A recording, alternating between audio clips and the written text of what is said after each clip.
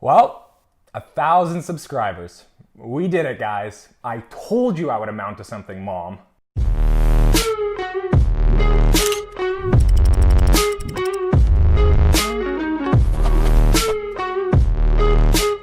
Welcome back to the channel. If you're new here, my name is Josh. I'm obsessed with this idea of financial independence, investing, building a career, finding side hustles, all this great stuff. If you're interested in things like that, I mean, that's what today's video is really going to be all about, is how I got to 1,000 subscribers and how I started down this journey of trying to build a side hustle on YouTube. If you guys are interested in that sort of thing, make sure to hit the subscribe button, smash that like button so that we can do a video like this for 10,000 subscribers and maybe a couple months from now. Who knows? So I know what you might be thinking. You're probably thinking, this guy just got 1,000 subscribers. Like, he literally just got there. What makes him think that he is any authority whatsoever to tell me how to get 1,000 subscribers if it just happened? Well, here's the great thing about YouTube, is that all you really need in order to get on the platform is to be just a couple steps ahead of other people who want to be where you are. And I didn't come into this thinking, oh, I'm the greatest guy ever, I know everything about finance, I have this cool company, all that stuff. This was really just me thinking, hey, there's a bunch of people between 18 and 30 or whatever, young adults, who are curious about investing or starting their own business or all that sort of thing. And it's not as if I am the Warren Buffett of anything. It's more so just, I'm a few steps ahead. I've started a business, I've invested in real estate, I've invested in all this stuff. So that is what YouTube is about for me. It's more about being a guide than being a guru. So let me start us back in 2016. Back in 2016, like many of you guys, I started to see this whole internet thing going crazy. I had friends, and if you know anything about this channel or about me, I had friends that started doing really well on the internet. I had clients who were coming to me and saying like, hey, I'm making all this money on YouTube or whatever it might be, or I've become a thought leader in some area and I've got all these newsletter subscribers and thousands of followers. This whole idea of social media, I mean, oh no, cliche, Josh, this whole idea of social media, oh yeah, big take.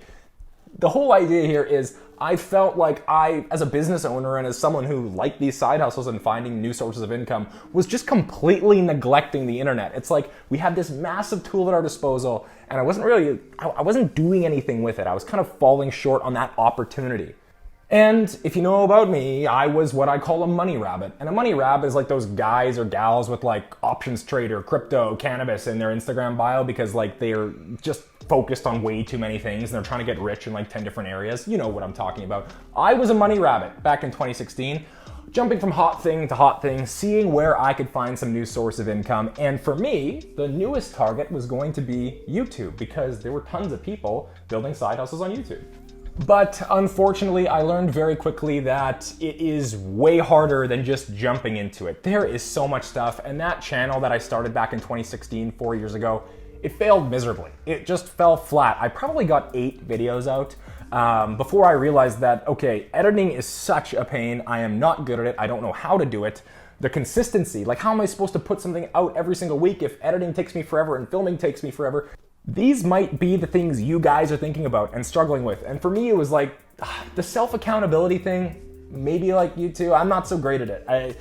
Having to stick to this routine of always putting stuff out, that was really difficult. So all in all, like I said, the channel failed. It didn't really go anywhere, but I kept getting people and success story after success story. And I was like, why am I not taking advantage of this? And this year, in 2020, probably 9 months ago, I went back to that YouTube channel just to see what it had become, and there was a video on it with 30,000 views, or around 30,000 views. When I published it, it had 200 views, and I thought to myself, you idiot, you absolute buffoon.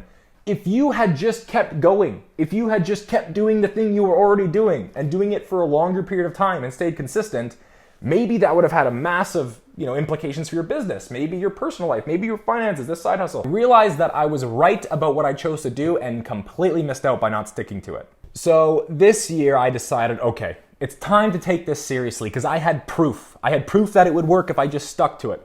So what I did is, and this is a big secret of how we got to 1,000 faster than the average person, I went to a professional. I just went to someone who was a pro YouTuber and said, okay, this is the situation. I want to grow. I want to take this seriously. What do we have to do? And that was probably the best move I could have made when it came to YouTube because there's just so much to know. There's so much to do. there's this consistency, this accountability, all this stuff you have to get through. And today I want to talk about what I learned on this journey to 1,000 that I was completely clueless about last time when it didn't work out, and why it worked out this time. And hopefully you guys can look on this experience and glean some lessons for yourself if you're someone who wants to get started making content online or putting videos up on YouTube. First things first, and I kind of knew this in the back of my mind, but I didn't stick to it, was consistency is everything. And I've heard this from everybody, from all the different professional YouTubers I've kind of reached out to and tried to learn about. It all comes down to being super consistent. I'm not sure if this has something to do with the YouTube algorithm or what it's really about. Maybe it's just about getting stuff out there and getting better. But for me, it was this process of saying, okay, we are going to make 3 videos a week for 2 years, and we are not gonna think twice until we've done that. And this YouTube professional who is super nice, who I've had on my channel before, his name is Tom, you've probably seen him, he helped me stick to this schedule, because without him or without some sort of accountability, I wouldn't have been able to do it. My biggest mentor, Naval Ravikant, who I've talked about as well, he says it takes 10 years to build a career in anything.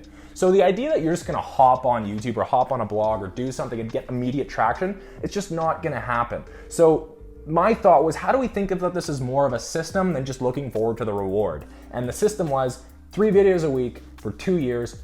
Don't miss once. Don't even allow yourself to miss once. Keep yourself accountable. Get someone to keep you accountable. And that's how we've been so consistent with sticking to things. And I think that's probably the number one, if anything, reason why we got to 1,000 subscribers within 5.5 months or so. But the big lesson here is that if we really dive deep into why is it that consistency matters, it's because videos suck at the beginning. I mean, look at this clip from my first video. You may have seen other financial channels around YouTube or the internet, but ours is a little bit different in that we actually have a professional firm with real clients that we deal with on a day-to-day basis. It took getting through all of those crappy videos to start feeling a little more personable, start feeling a little bit more like myself in front of camera, but we are not by any means there yet. I have an idea, and I think it's that once we get to 100 videos, I'll probably be fully myself in front of the camera, but that's huge. Consistency is the key. Now, one of the best pieces of advice I got, and I think the second most important thing for me, was to make things personable. Before, when I started a YouTube channel, it was all about me talking about things. I was talking about an investment, talking about a book, whereas the professionals around me said, okay, we need to stop talking as if you're some guy reading off like a PowerPoint presentation, and you need to start talking as if you're talking to a friend or someone who you enjoy being around. You need to talk, instead of about things, talk through your experiences. So instead of talking about this coffee cup, I'm talking about my experience and my feelings about the coffee cup. It's almost hard to articulate, but the idea is you want to be a friend. You want to be a personality to the people who are watching. And that's something that I feel like has been getting a little bit better over the course of the videos, is just being more personable, being someone who's sharing my experiences with you versus telling you how to do things. Now, the next thing that I was just so apprehensive about getting into YouTube, it's the thing we all just hate. And I mean, I was not comfortable with it. It was this whole idea of the big titles and the crazy thumbnails and making it all The reality is, it is so important to get the titles and the thumbnails optimized. We say don't judge a book by its cover, but really what you want to do is have the best cover possible, because we do judge books by their cover. There's so many YouTube videos out there, there's so many people throwing stuff at us. You need to have something that is eye-catching and something that draws people in, and maybe even takes the concept in the video and stretches it a little bit. You just take the truth and you just kind of stretch it a little bit just to make sure that you have an interesting concept that people want to hear about. And if I was doing what I had been doing before, having very basic thumbnails, very basic titles, there is no chance any of the videos would have gotten traction. It would have been just like before. The channel would have fallen flat. Now, one thing that I didn't think I had the power or the resources to do was to assemble a team of people that could help me, because who wants to help a struggling YouTuber grind from the very beginning?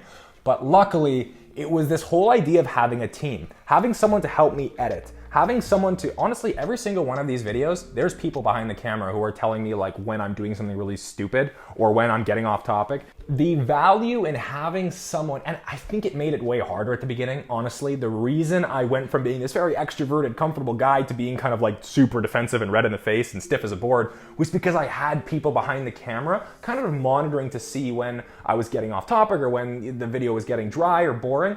but it's helped me in the long run. And it's made me much less nervous about the whole thing. And having these people in place to build this system of being consistent and optimizing thumbnails and titles and doing all of those things that I just don't really know how to do, finding the keywords, optimizing to the algorithm, having a pro or having someone to help guide you, I mean, it's kind of a cheat code. I kind of cheated, and that is the biggest cheat, was having people help me out. Now, one thing I talk about when investing a lot is this whole idea of like probabilistic thinking. You want to think in probabilities. It's not as YouTube and success on it is to a large part random. So we have to, instead of focusing on what are the steps to maximize, or what are the steps to get 1 million subscribers, we have to think about, okay, what are the things we can do to increase the odds we succeed? Because there's no guarantees here. And I think this whole idea of stacking the deck in your favor or getting the odds in your favor is where my mind is really at. At the end of the day, I see a lot of this as luck. I'm not seeing this as a completely 100% skill, but what we want to do is stack the deck in our favor. And what I mean by that is being consistent. That's the best way to stack the deck in your favor. The next way, like I said, optimizing titles and thumbnails and getting all this stuff right, but also upping the production value, seeing how you can make the videos more fun and engaging. And that's really what I'm trying to do. I'm trying to put out 3 videos a week for 2 years, not think about anything else except how can I make each one a little bit better. So quickly, what I'd like to do, and you guys have probably seen a ton of other YouTubers do this, but it's really just diving into the analytics. What was the journey actually like? And there's 3 or 4 numbers that everybody really focuses on. They're views. How many views am I getting? The next is subscribers. How many people are wanting to see more of my content? And there's also things like watch time. How many hours are spent watching my video? And lastly, you want to know that people actually are engaged in the video and they're not just clicking it and then dropping off. So we have this thing called view duration. And what we see at first is, sure, the views do tend to compound. You tend to get this exponential growth out of them. But what I came to learn is that YouTube isn't this perfect exponential curve. It's this thing where you have plateaus and then you have a spike because one video for some reason does really well and you plateau again. So it's this depressing thing because it's a plateau and a spike and then a plateau and then a spike and then a plateau. And yes, it goes exponential over time, but it's more about these lucky breaks that you get rather than this beautiful, consistent compound growth. So as you can see over the life of the channel, you can see we do have a little bit of compound interest, compounding growth on the views. Watch time, guys, we're so close. We just need 4,000 hours of watch time to get monetized. So if you guys want to just throw my videos on in the background and let them loop, that'd be great, because then we could be monetized right away. But also, like I said, lots of just random spikes in the amount of subscribers. And the thing is I found this, it was a complete grind. This was really difficult. It was like at the very beginning, getting out of the comfort zone, being red in the face, being super embarrassed at how bad I was in front of the camera. And over time, you just slowly get better. You slowly get better. You share the videos with your friends and you do kind of get this incremental progress. But think about it, like 6 months. I pretty much went through 5 to 6 months, 3 videos a week, filming all the time, coming up with ideas, no traction, no money, nothing coming in, no reward. It was just this grinding incremental growth. And that's kind of the way you have to think about this is, how can I stay in this as long as possible? Instead of thinking, oh, how much can I make? Or how great is this gonna be for my life? It's, how long am I willing to stay in this with 0 reward? So anyways, guys, that is my journey to 1,000 subscribers. Thank you so much, all of you, for being a part of that. If you enjoy videos like this, or if you'd even really like to see the 10,000 subscriber mark, please hit that subscribe button, hit that like button, and we'll see you next time.